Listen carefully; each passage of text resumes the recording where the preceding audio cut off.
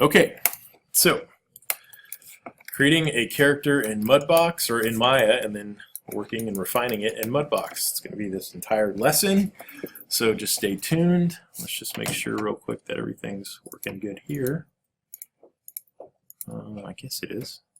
What's the red and white outline around it? I'm recording this, so it just leaves that there. I don't know. How did you do that? It's software I'm using to do it. Okay, so creating a character in Maya and then Mudbox. Okay, to get started, usually when I create characters in Maya, I always like to start with some type of sketch.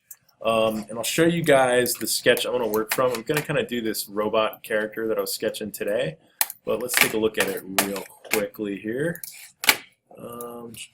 Okay, here it is. So here's my little kind of idea what I want to make. It's kind of a cross between, I guess, like a space marine and a mutant or something like that. Mad Metal Mutant Killer sketches before class. So this is what I'm going to make today and just kind of run through my whole process. Figure out what I need to make and chunks I need to make in order to put this guy together in different pieces and what I can reuse and what I can, use symmetry to make it easier. All those different pieces we're gonna build from, and then we'll texture them up and make them look awesome. Okay. So with that being said, this was just a really quick rough sketch, but it's a pretty good kind of visual guide for me to really figure out, what I want him to look like. I was even getting some symbol ideas down here. Again, super rough. Wasn't going crazy with it. Very, very scribbly. Just kind of got the idea down, right? That's kind of where I wanted to go with this, and now it's time to run with it, right? Normally, if I really, really wanted to get fine-tuned with a drawing or model from artwork, I would do a front, a side, and back pose for a character so I can get all those details. But for this, I'm going to kind of just conceptual model a lot of pieces and just kind of use this as kind of a simple reference to kind of look at as a visual guide as I just move quickly. A lot of times when I'm modeling, this is what I'll do. I won't bother with doing all the different versions of a character. Just kind of get the general gist of what I'm going to make and then kind of glance back and forth as I get pieces done. So with that being said, I'm going to bring this image into Maya. I'm going to show you guys how I do that. So I'm going to come down here to Maya. I'm going to go in here and then in my viewports, if you remember to get into your viewports, press the space bar. So down here in my front view, which is my z-axis, I'm going to go in here and then I'm going to go View, Image Plane, and then Import Image. Okay, when I do that, I'm going to browse to my desktop and find that picture. So here it is right here. All right, go ahead and open this guy up. And there we go. Gives me my little picture in Maya. And here, just like an object, you can select it, resize it, do what you need to do. So we'll just get this as a good size, probably something right about there is good. Press spacebar, come out to my kind of 3D view here. I actually think it might be a little too big, so I'm just going to bring it down. Now what I'm going to do is I'm actually going to push this image plane back a little bit, just so it's not in the middle of my working area. Okay, so a lot of times when I'm modeling, I just like to do that just to have that reference there, so as I'm modeling, I can kind of model to size and get things kind of the same look and feel as in 3D as I got going on when I have in 2D, right? So, and again, this guy's more 3/4, but he'll do fine for kind of getting the gist of what we're trying to make. Okay. Can you repeat how to import the file again? Sure. So, go to your front view in Maya, right? And then here, I'll go ahead and just delete this guy real quick. Go to View, Image Plane, Import Image. It's under View right here. So it's under View. What kind of files are allowed? Like just the typical JPEG? JPEGs, PNGs, GIFs or GIFs, all that stuff should be good. GIFs are allowed? Yeah, TIFFs. I think all that stuff's allowed. Yeah. Let's see, actually, yeah, I think any image file should be good. PSDs even. You can do, I think it accepts pretty much anything. Okay, so anyways, find your image, bring it in. This is a PNG, so it's pretty fine. You go ahead and resize this. Say right about there is good. And I'm just going to bring this guy up to right there. Come into my 3D view. And again, I like to push that back. The reason I put it in the front view is because when I'm modeling, that just gives me a kind of a visual reference to know which way is forward, right? So as you can see, front view is always the forward view, right? So that's looking at you. So that's why I like to bring my images in that way too. So when I look at them in 3/4 view, they're pointing the right way. So if I model facing forward, I know it's facing forward, right? Without having to look at my axis orientation. Okay, so with that being said, first thing you want to do is look at your model and decide what pieces you want to kind of divide this guy up into. So right off the bat, you know, we're thinking, okay, he's got these big gauntlets. Those would be great as one piece. Maybe these upper arms would be a nice other piece. These kind of pauldron shoulder elements could be their own pieces. This little carapace kind of element over his head right here could be its own piece, and these back kind of rocket boosters, their own piece. Maybe the whole chassis is its own piece by itself. His little head right here will be its own piece. The gun, its own piece. Maybe this whole waist section can be its own piece. And then we'll kind of just conceptualize some feet after that. Didn't really get those drawn, but we'll make do. Okay, so that being said, first things first, we're going to start on the central core of this character. So breaking this guy down, if I was going to develop the central core piece, I think I'd probably start with a cube. And this is just how I make characters. You guys might have your own ways, but this kind of works for me. So I'm going to come in here, start with my cube, make sure that is centered in my world. Okay. One of the things I do like about Maya 2016 is everything it created. It did away with the whole drag and raise your pieces on the grid. It just creates it right in the center for you, which I think is how it should be, but that's fine. So with that being said, using this cube, we're going to start aligning this where the character should be. So let's say right about there. And then we'll just start shaping it, right? So bring this guy up. And start to get that kind of initial shape of what this character is going to look like. All right, using my extrude tool.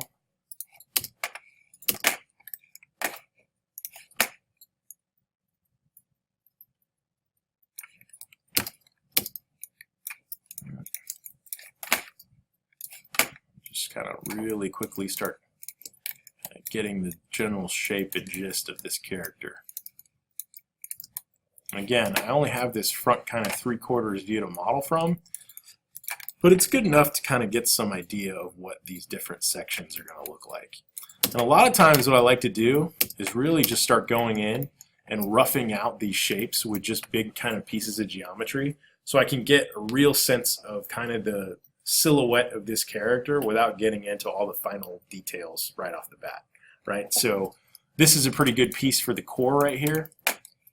And then I actually think I'm going to duplicate this piece and use it for one of his gauntlets on the side right here. So we'll come around, and put that guy right there. Try to get these to scale, the scale of the drawing. So it accurately represents what I'm trying to make. Okay. Something like that's good. Maybe bring this part down a little bit.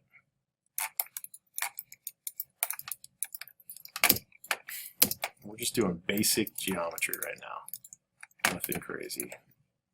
Okay. Now that I have that piece made, I'm just actually going to throw this guy off to the side so it's not in the way. Just focus on this core.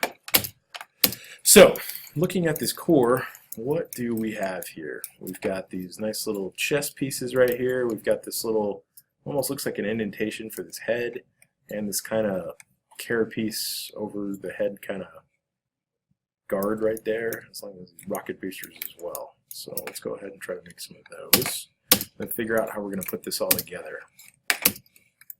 Okay, you can see I like to go back and forth a lot between my views, just so I can really get a sense of what I'm trying to make. So here, so there's my rocket booster piece. Remember, if you need to change your geometry, you can always come into the settings for the geometry under your attribute editor and increase or lower the subdivisions. So for this little rocket piece, I'm going to bring that up to, we'll go 10. That's fine. Go ahead and throw this in the back of the character. So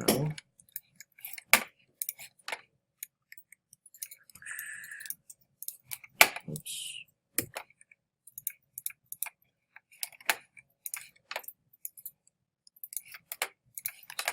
Align these where they need to be.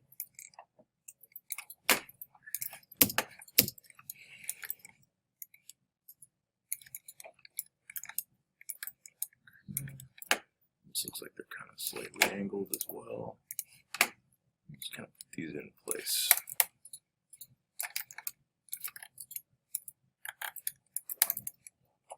Okay.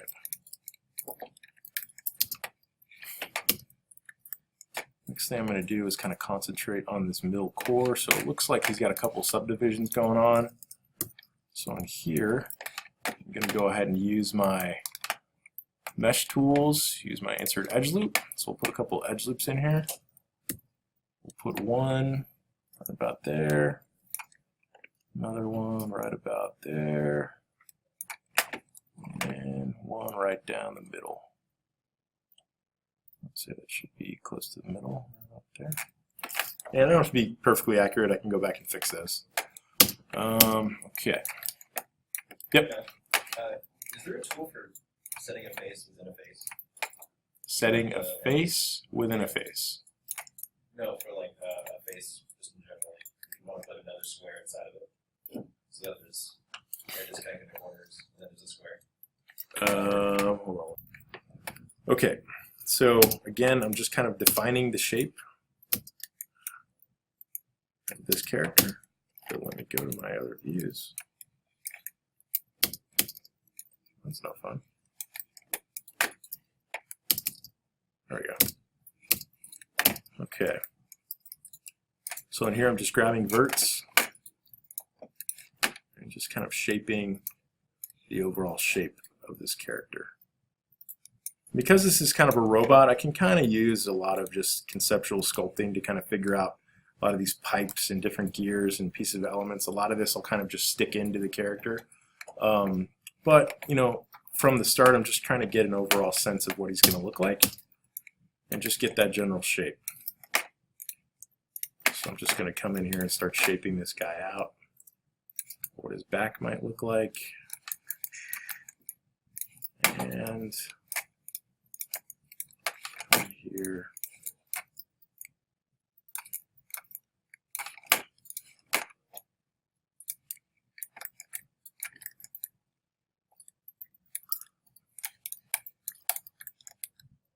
That's looking pretty good.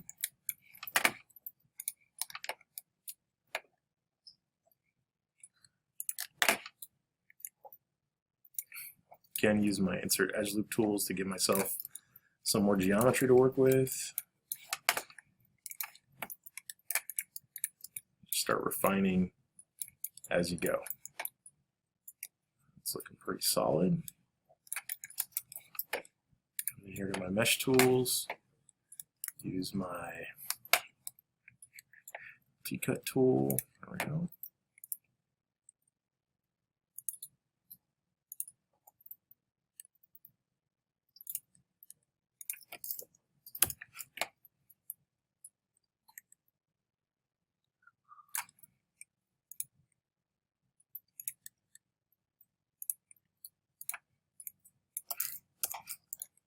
And again, I'm not worried about perfect because I'm eventually just going to delete one side and then copy the other. So just trying to get it as close as possible to kind of get these details out on this character.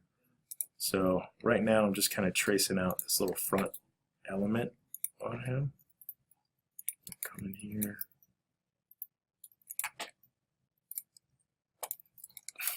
And you'll notice if you use this tool, the multi-cut tool, you'll get a lot of this kind of weird geometry or unfinished geometry. So you just want to go in and clean a lot of those up, but from where he's going right now, he's okay.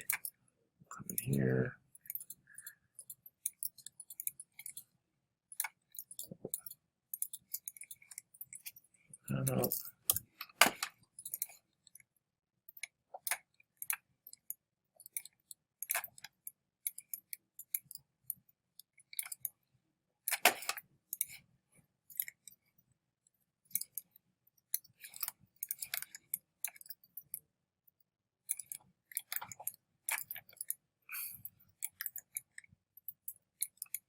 now's a good time to probably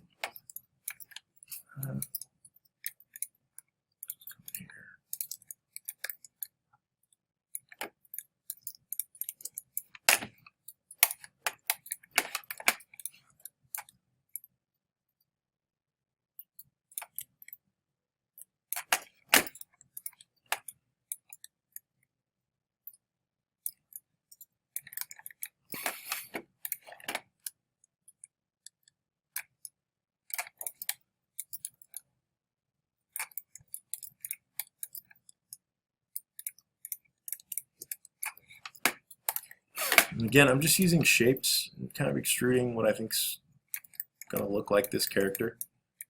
And I'm just really having fun here. I'm not really too concerned with being 100% accurate. I'm just having, this is off a quick sketch, so nothing crazy.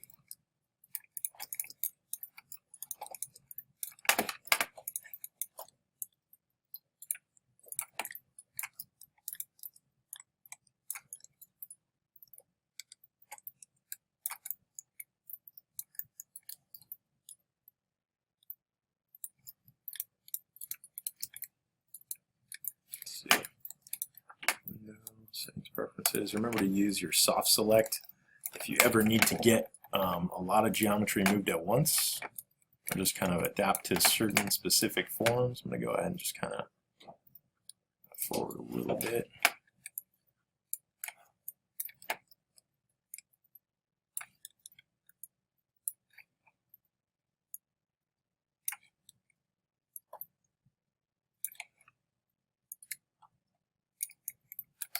Like that.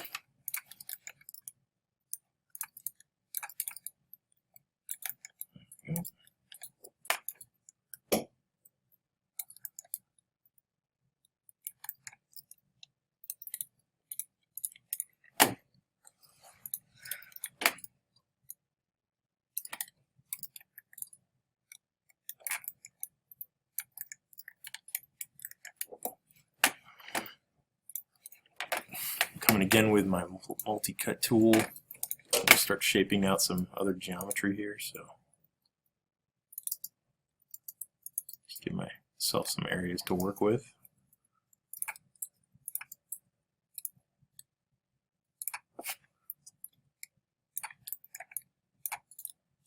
Do some interesting stuff back here. Just kind of mix it up a little bit.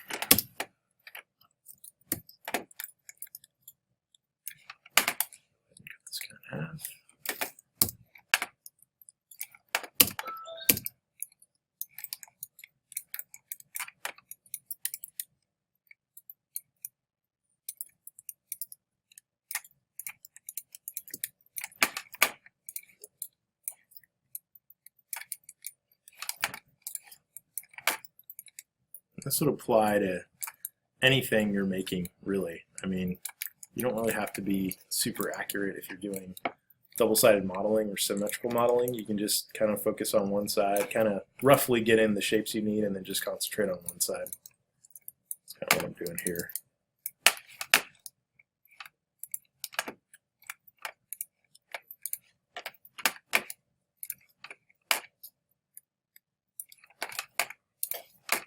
Again, I'm always kind of going in and using this soft select just to kind of get some more interesting shapes out of smaller areas. It helps me just pull a little bit of geometry together or apart wherever I need it.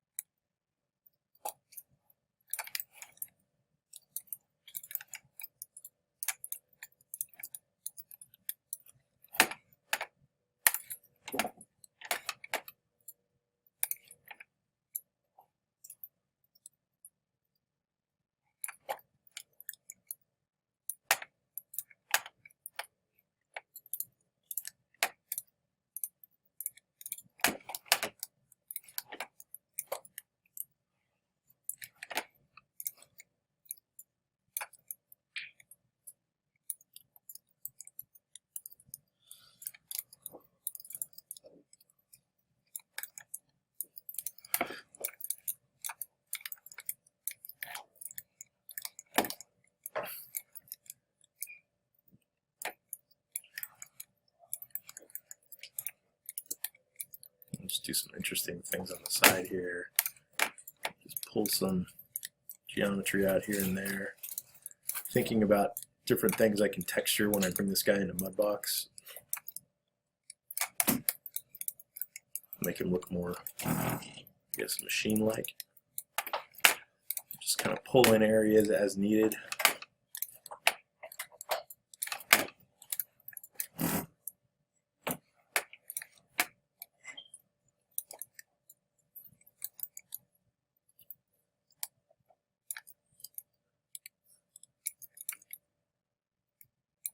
So do the same thing over here.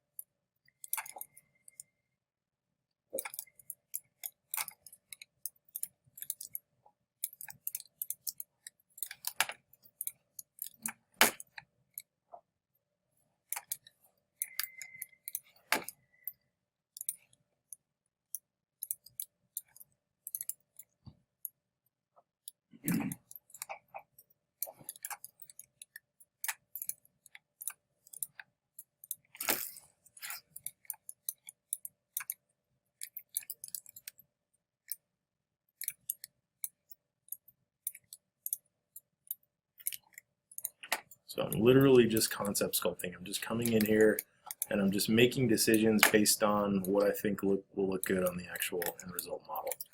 None of it is final. This is just pieces I think will work. Like you asked before about adding a square within a square, just click on a face, extrude it, and then scale it down like that. Yeah. And just pull it out.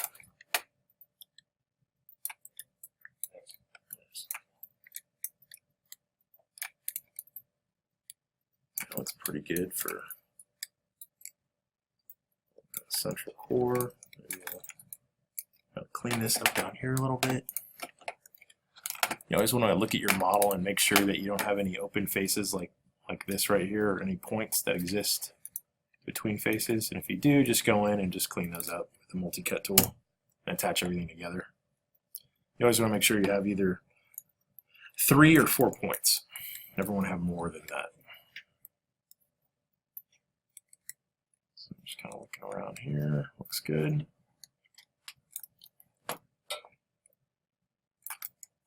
Cool.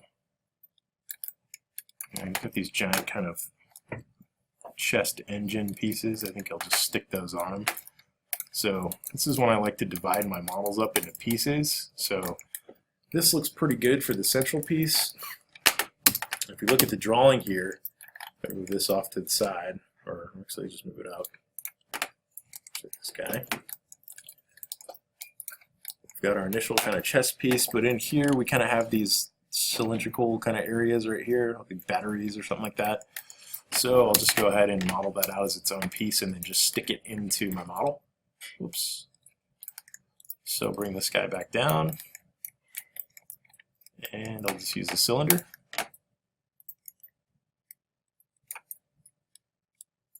Like that.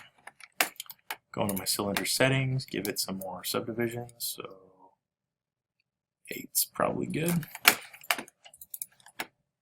I'll bring this guy upwards. Oh, slightly.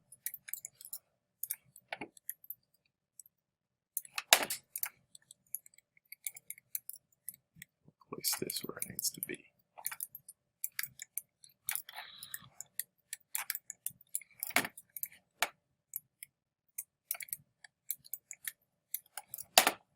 Rotate it just a little bit. Fits nicer.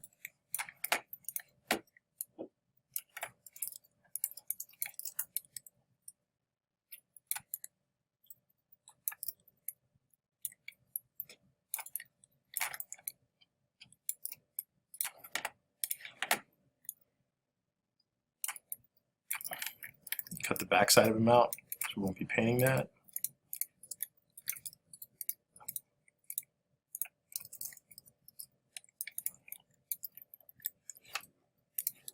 Just go ahead and jam that right into the model.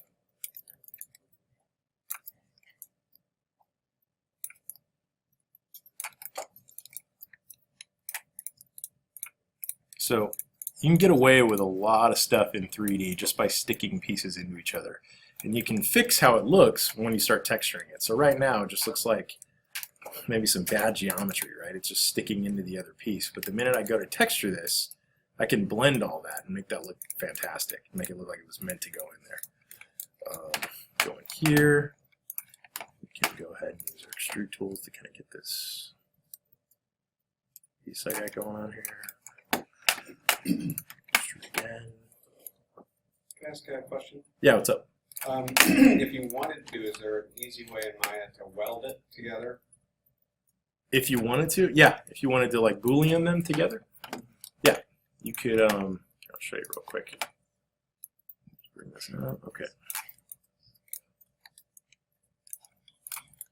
So if I wanted to make that part of this geometry, right? Both of these together. Let's go ahead and put these on the side so we can see this, but let me just duplicate this over here. So let's just say I did want these as one complete piece of geometry. I just click on one piece, click on the other piece, go to Mesh, Booleans, Union, and it will automatically generate those as one model. But it does an okay job, right? You'll notice there's a lot of kind of open geometry that needs to be fixed in other elements, but they are one whole complete piece. Is there still stuff on the inside? Nope, it gets rid of all that, which is nice. But the surface detail needs to be fixed, like you might need to weld some points together and things like that. If the vertexes are touching each other, are they combined to one vertex? If they're touching each other, yeah. If they're not, they aren't. So like on this guy, if you look at this right here, this would be an issue. So if I went to vertex, right, see how it gave me like that extra point right there? That's just from where the surface details kind of touched, right? So it made points wherever that happened. So I would just come in here to my mesh tools and just kind of pull these together, right? Maybe bring that one down. Which How tool are is you that? doing that? That's the target weld tool. Target weld, okay. Yep. So you go from one point to another, essentially. It's very handy tool. Yeah. But yeah, areas where it needs it, you can just kind of go in and clean it up if you wanted to do that way. I personally think you get a better result if you just stick pieces into each other, because it does affect the geometry in certain aspects when you do that, especially the normals and stuff too. If we do get into that kind of stuff, it's a lot easier to paint the piece behind it and then paint the piece on top and then just kind of paint the texture where it's seamed together and stuff. It'll be a cleaner result than the actual end texture. I thought it might help for human arms and stuff. So. Yeah, you can do that. You can absolutely do that. A lot of people do that too. It's just kind of what you feel more comfortable with. Anyways, meet that guy. Okay. So we gotta probably make this piece a little bit bigger. Kind of looks Gears of War-y.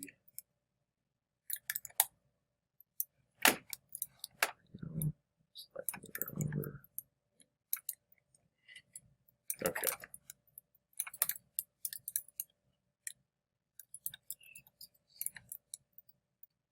Okay. Next up, I'll work on this little top kind of carapace hood thing I got going on here. So I'll probably just use another cube. My cube. And I'll actually go to my top view and just draw out where that piece is going to be.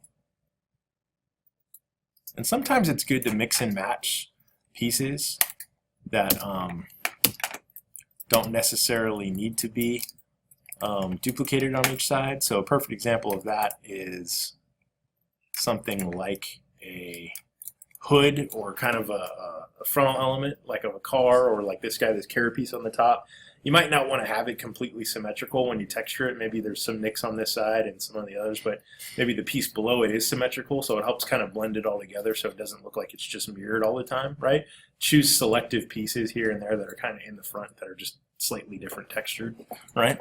So what I mean is, like, so this guy would sit on the top right here, right?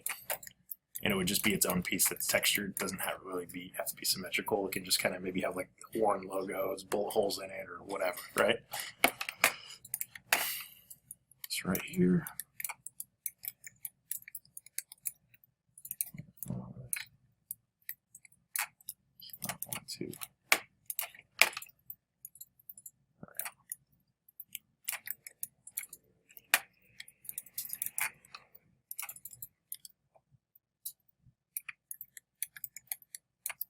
Probably come in here.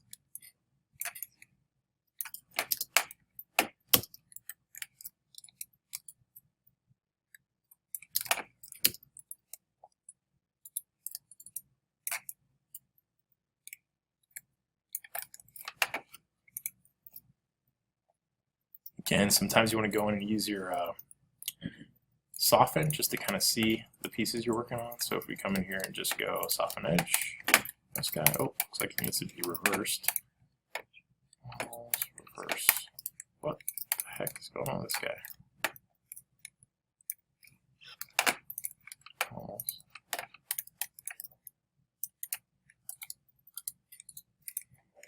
Huh. That's weird.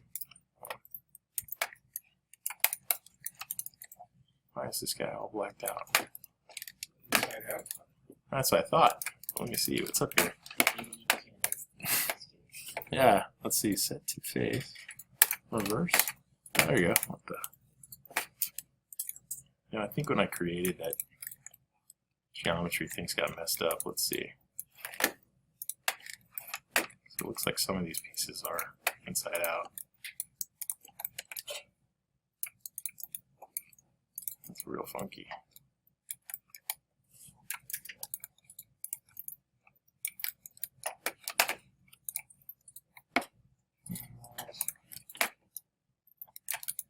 What?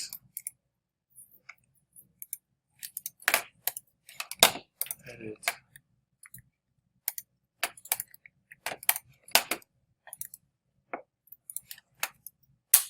What's going on here?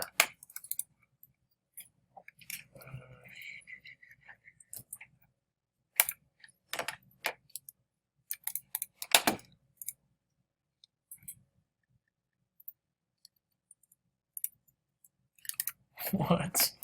This guy is all jacked up. Okay, I don't know what's up with this. Let's see. Normals. Oh. What?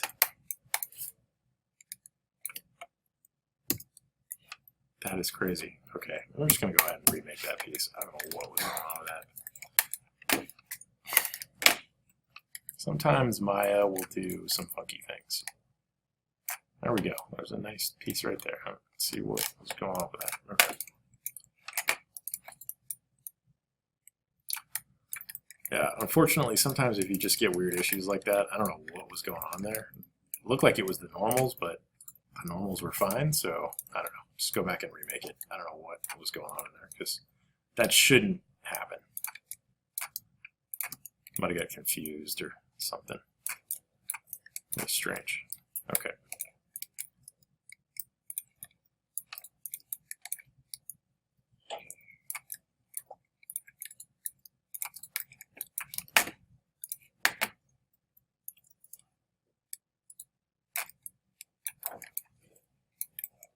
So every time you use the extrude tool, you'll notice you'll get these different handles, right? If you use the handles that it gives you right when you do the extrusion, you can extrude from different points, like the faces, etc. Right? So if I extruded from this face and extruded, it would give me a handle pointing out that's relative to the direction of the face, right? If you use those, you can extrude in those directions. If you just click extrude and then go to your scale tool, you can extrude just using the world scale tools, just from the actual world axes. Okay? So you can either use the local axes from the extrude that it gives you, or you can use your world one. Go in here to my mesh tools, add some more geometry to this guy. So I'll go insert edge loop right here, right here. And go ahead and grab our face. Whoops. Whoops.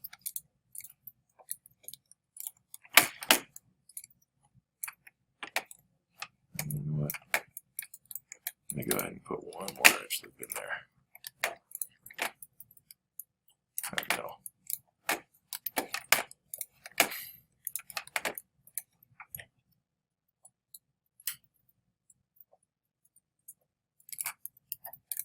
Let's do one more.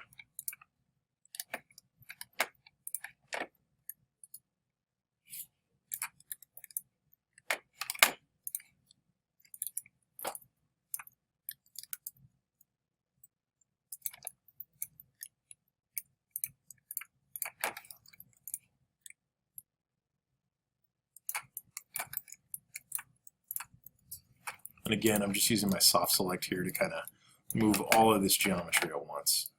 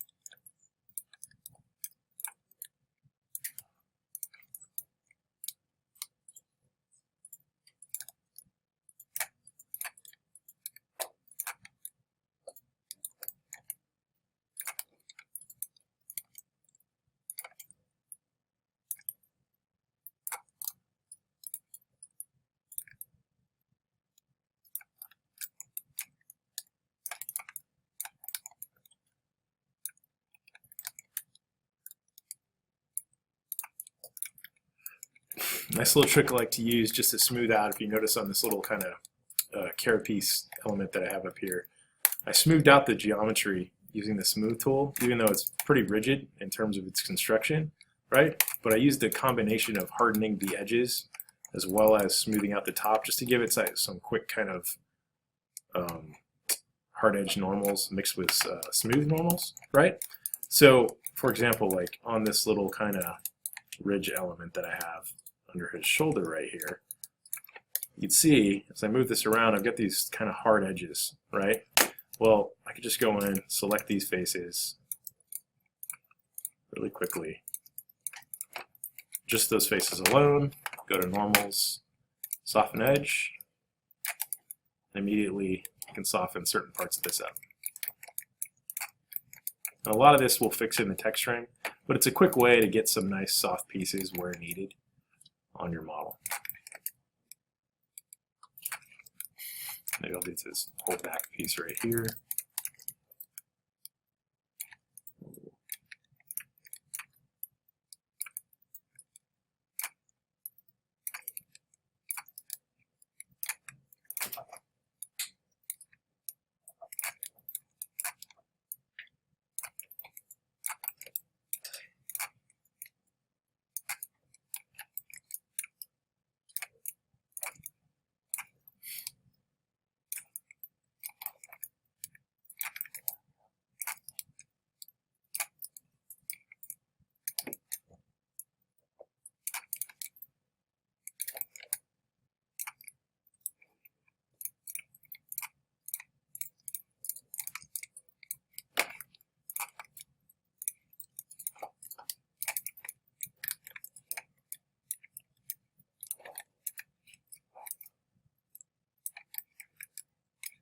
When you press soften edge, does it change the geometry itself, or Nope. just the appearance of it? Just the appearance. It's just how the light reflects off of it, basically. It's saying don't use as harsh an angle.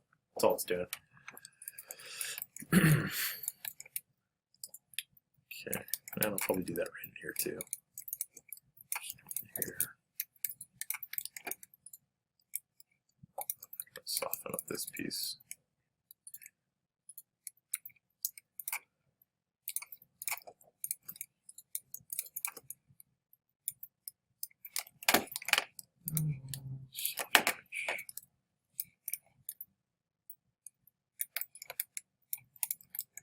There we go.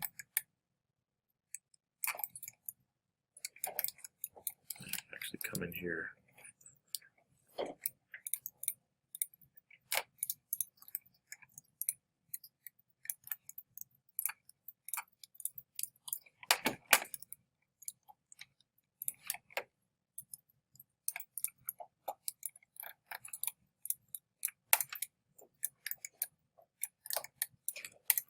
Okay.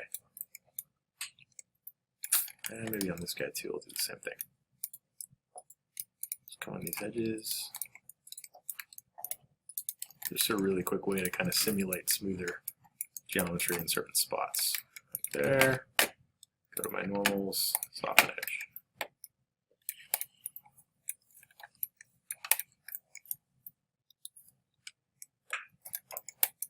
Maybe on this interior piece as well.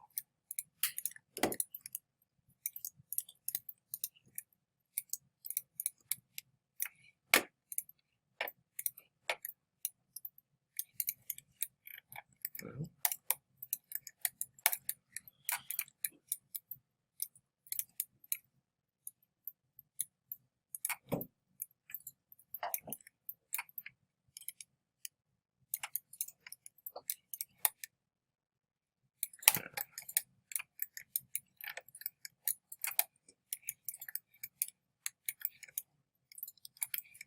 I'm going to go ahead and just move this guy off to the side so I can see what I'm doing here.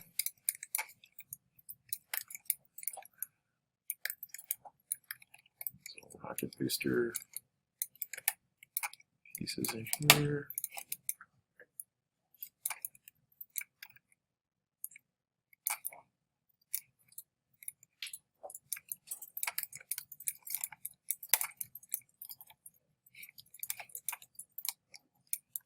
And this is where sticking geometry just into pieces just works really well.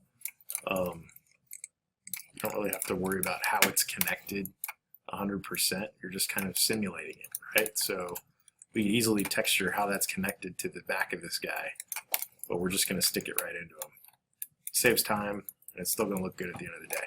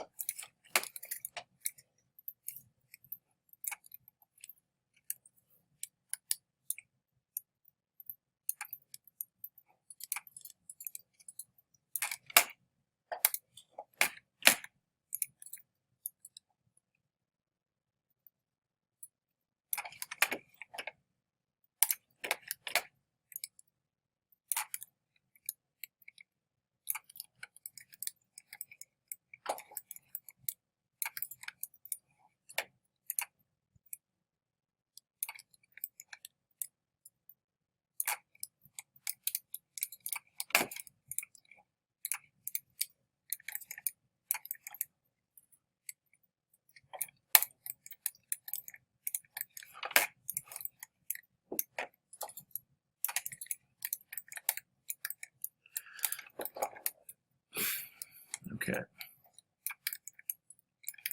Next piece I'm going to work on are these little pauldron kind of elements, these shoulder pads. So I'll do those just like this care piece on the top. Just come in here. You can see I'm just kind of doing this all with simple shapes. Nothing crazy, right? Very, very simple in the construction. But we'll make it look a lot cooler in Mudbox once we get there. But just trying to do a nice tight base model to work from. Maybe even tighter than a base model, more almost complete.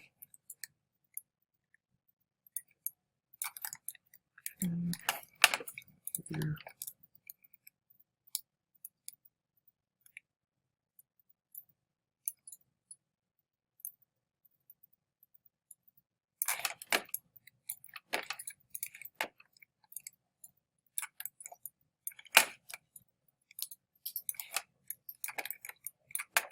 Okay.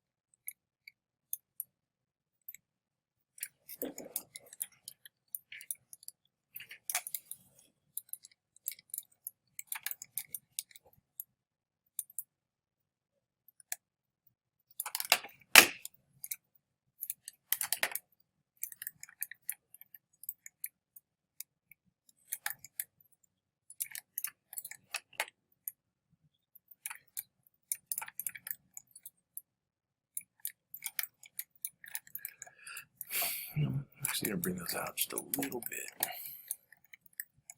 I'll just kind of make some piece there.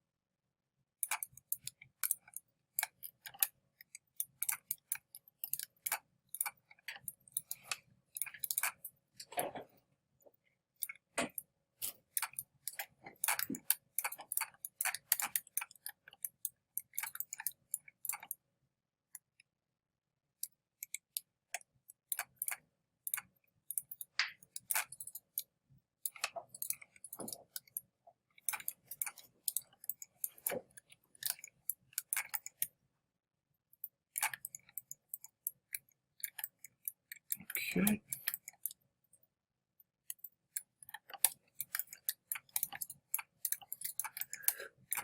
Now what I'd like to do is, I know we haven't gotten into a lot into this, but I'm going to show you guys some unwrapping techniques as I go here. And this is really, really going to help when we're actually unwrapping and painting our models in Mudbox, especially if it's just model geometry from Maya. So the next section I'm going to do on this as I start to build this guy is actually start unwrapping each piece as I go. I'll be using my UV texture editor, which is this guy up here. Settings, UV texture editor. To basically, if you'll notice, all these pieces right now have what are called UV shells, right? But they don't really correspond to what the texture data is because we've been manipulating these pieces and kind of making them look like what we want them to look like, right? So for example, to simulate what a UV texture will look like, if I click this kind of chassis piece that I was working on right here, if I click this little icon, this checkerboard icon in here, I should see a checker pattern that looks like from yellow to blue kind of pattern, right? But if I look at my model right here, it just looks like a janky, horrible mess, right? So what we want is to have a nice looking texture checker pattern within this piece, okay? And that would go for each piece too. That looks a little better, but it's still kind of stretched and funky looking. That's really stretched and funky. So is that, right? Just looks bad. Right, so this kind of texture pattern, you can turn it on and off as you need it, but it just helps you kind of see the UV textures and if they're applied properly. So I'm going to show you guys how to unwrap things with UVs. It's a good thing to have this on the video because it is kind of a tedious process, but as you start doing it, once you do it a couple of times, you're going to be, I mean, you have to do this for anything you ever create in Maya or Mudbox or ZBrush or whatever. UVs are just part of creating things in 3D. If you ever want to apply textures to them, this is the way it's done, okay? So to start, we don't have many pieces here, so this is a really good kind of exercise to show you how we can actually UV or unwrap these. It's also good because we're going to be duplicating up a lot of the UVs we're using. So for example, once I unwrap this shoulder piece, I'm going to duplicate it after I've unwrapped it and use it over here. They'll still use the same texture space with the same UV unwrap. So I only have to texture one thing in Mudbox and it'll automatically apply the reverse same textures on the other side of the model, right? Same goes for this chest piece, right? I don't want to have to color the entire chest piece. I'll just color one side of it and the textures will be applied to the other side of the model as well. Same with these little detail pieces and this back piece. Now, some pieces are strategic, right? To kind of mix up that symmetry so it doesn't look so symmetrical. You can kind of break it up with a little asymmetry. Put in a piece like that, have that its own UV unwrapped shell, which is something like that by itself. Paint that with some little dings and nicks that are not so symmetrical. That helps break up that symmetry. So you kind of want to do that on your models. You want to have a lot of symmetrical pieces because it's easier to texture, but then you want to have some pieces that help kind of break up that symmetry, right? Just to make it feel like it's not so symmetrical, if that makes sense. So to start with that, I'm going to start kind of unwrapping this guy, and then I'm going to, what's up? How do you keep the style on the part? Like if you wanted to make a texture or material, What do how you do mean? you keep it on the single part? How do I keep it on the single part? If you were to Okay, so UV texturing 101. Okay. So as you can see, each one of these pieces that we've created have UV textures on there, or UV shells, which are kind of these little wireframe pieces you have in here. Turn this little thing off so we can see it.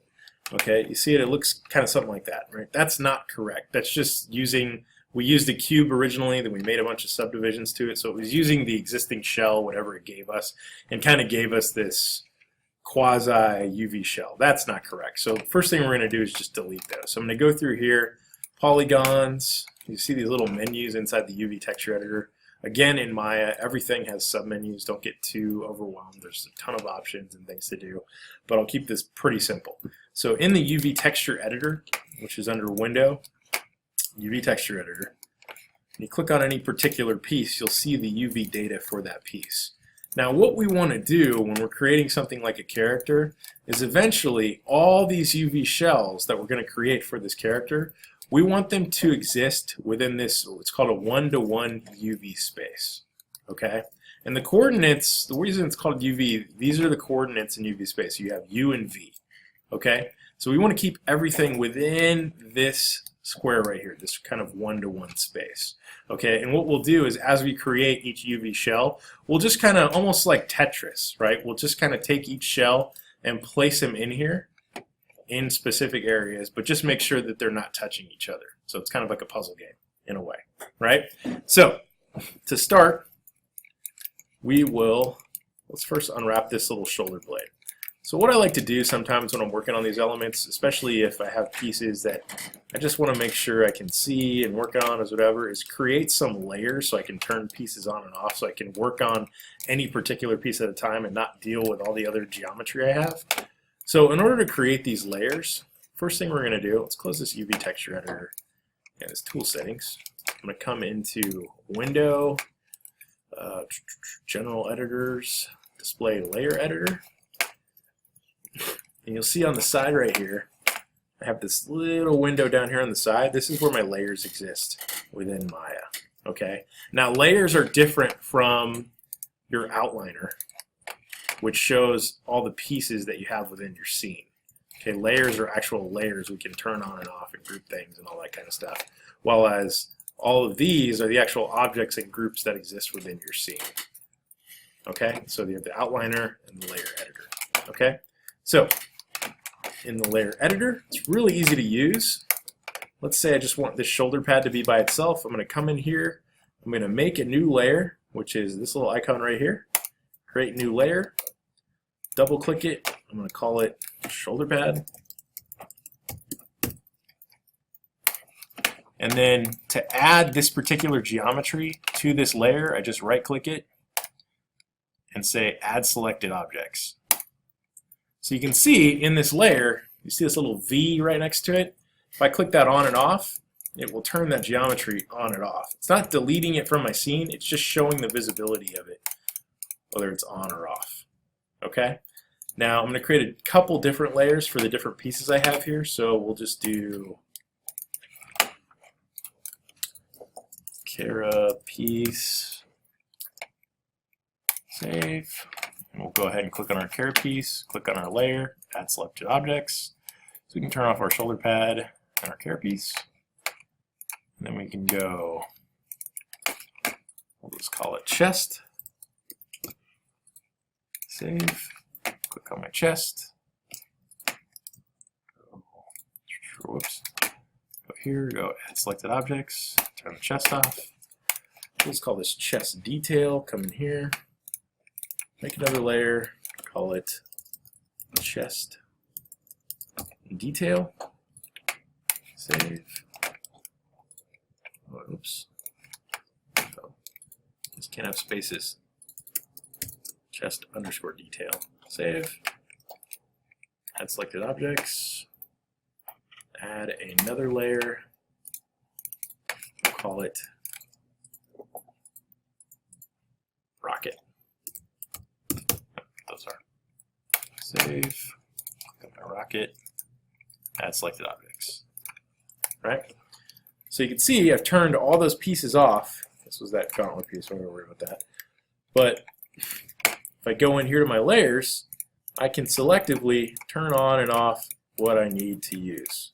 So this really helps when you're doing characters with a lot of pieces, or characters with armor, or weapons, or accessories, or anything like that, right? It's just nice to have this feature to be able to work on things, especially when you're doing UV work, because the last thing you want to do is unwrap a piece, but you accidentally selected some faces on another piece, and you're unwrapping both of them at the same time. You don't realize you're doing